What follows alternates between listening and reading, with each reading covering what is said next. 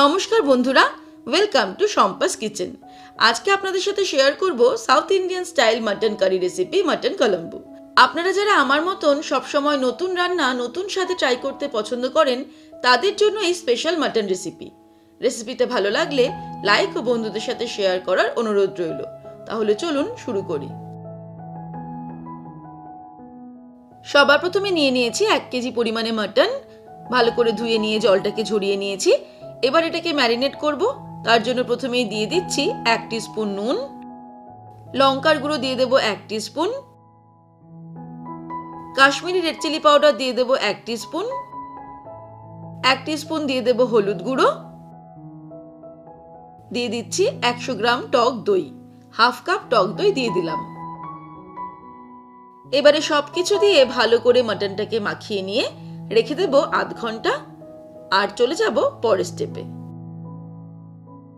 এবারে একটা প্যান গরম করে তার মধ্যে নিয়ে নেব 2 টেবিলস্পুন পরিমাণে রিফাইন্ড অয়েল। তেলটা ভালো মতো গরম হয়ে গেলে ফ্লেমটাকে একদম লোতে করে এর মধ্যে দিয়ে দেব 1 টিস্পুন গোটা জিরে, মৌরি দিয়ে দেব 1 টিস্পুন, গোটা ধনে দিয়ে দেব 2 টেবিলস্পুন, 1 টিস্পুন পরিমাণে গোটা গোলমরিচ দিয়ে দিলাম। দিয়ে দেব কিছুটা পরিমাণে গোটা গরম মশলা, যার মধ্যে নিয়েছি ছোট এলাচ, লবঙ্গ আর দালচিনি। এবারে লো ফ্লেমেই সবকিছুকে ফ্রাই করে নেব 30 সেকেন্ড।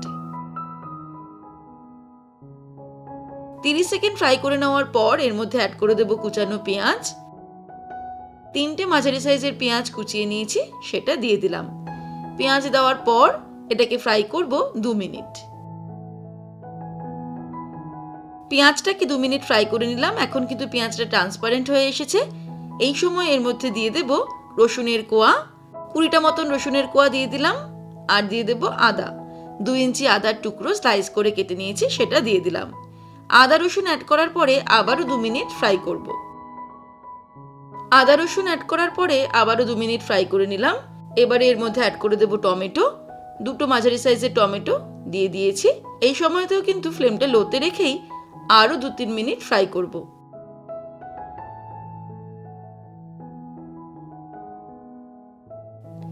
টমেটো দেওয়ার পরে আরো 2 মিনিট ফ্রাই করে নিলাম। এবারে এর মধ্যে দিয়ে দেব কোরানো নারকেল, হাফ কাপ পরিমাণে নারকেল কোড়া দিয়ে দেব। তারপরে আবারও 2 মিনিট সবকিছুকে নাড়তে নাড়তে ফ্রাই করে নেব। নারকেল কোড়া অ্যাড করার পর আবারও 2 মিনিট আমি সবকিছুকে ফ্রাই করে নিয়েছি লো ফ্লেমে। এবারে ওভেনটাকে অফ করে দিয়ে এই মশলার মিশ্রণটা আমরা একটা মিক্সির জারের মধ্যে নিয়ে নেব। তারপরে সামান্য ঠান্ডা হতে দেব। ঠান্ডা হয়ে গেলে এর মধ্যে অল্প জল অ্যাড করে তারপরে আমরা এটাকে একদম মিহি একটা পেস্ট তৈরি করে নেব। আর চলে যাব পরের স্টেপে।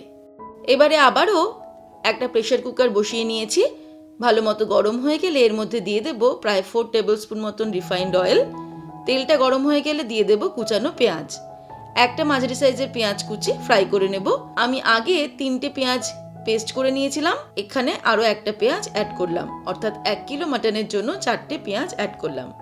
পেঁয়াজটাকে মিডিয়াম ফ্লেমে ফ্রাই করব 3 মিনিট। পেঁয়াজটাকে 3 মিনিট ফ্রাই করে নিলাম। এবার এর মধ্যে ম্যারিনেট করে রাখা মাটনটা অ্যাড করে দেব। বাটির মধ্যে সমস্ত ম্যারিনেশনটা কাচিয়েও কিন্তু এর মধ্যে দিয়ে দেব।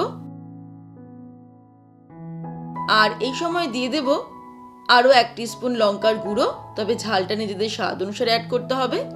কালারের জন্য দিয়ে দিচ্ছি 1 টিস্পুন পরিমাণে কাশ্মীরি রেড চিলি পাউডার, দিয়ে দিচ্ছি 1 টিস্পুন নুন।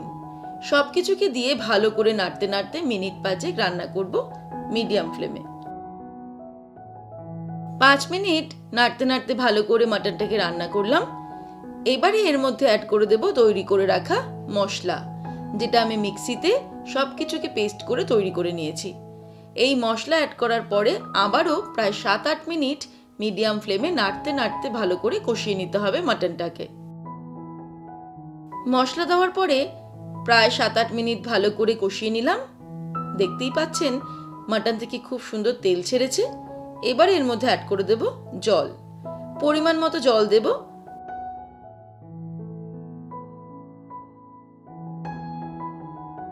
যতটা গ্রেভি আমাদের দরকার সেই অনুযায়ী জল অ্যাড করতে হবে। আমি এখানে প্রায় 2 থেকে 2.5 কাপ মতন জল ব্যবহার করলাম। তারপরে এর মধ্যে অ্যাড করে দিচ্ছি 1 টিস্পুন চিনি। চিনিটা কিন্তু স্বাদটাকে ব্যালেন্স করার জন্য ব্যবহার করলাম। সব কিছুকে ভালো করে মিক্স করে দেব। তারপরে প্রেসার কুকারের ঢাকনা আটকে 3 থেকে 4টে সিটি দিয়ে রান্না করব। 3 থেকে 4টে সিটি দেওয়ার পর কিন্তু আমি সঙ্গে সঙ্গে প্রেসার কুকারটা ওপেন করব না। প্রেসার কুকারের ভেতরের ভেপারটা নর্মালি রিলিজ হতে দেব, তারপর ফিরে আসছি।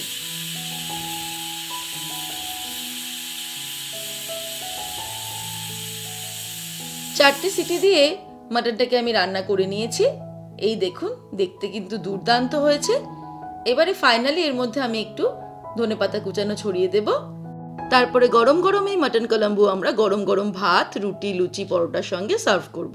ব্যাস তৈরি হয়ে গেল দারুণ tasty south Indian style mutton curry recipe mutton কলাম্বু।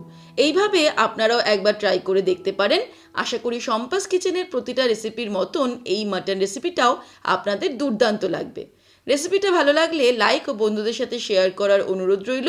আর আমার শেয়ার করা এমনই নতুন সহজ রেসিপির আপডেট প্রতিদিন পেতে আজই সম্পাস কিচেন চ্যানেলটা সাবস্ক্রাইব করে নিন আর বেল আইকনটা প্রেস করতে ভুলবেন না। সুস্থ থাকবেন, ভালো থাকবেন। আমি আবার হাজির হব নতুন নতুন রেসিপির সঙ্গে। নমস্কার।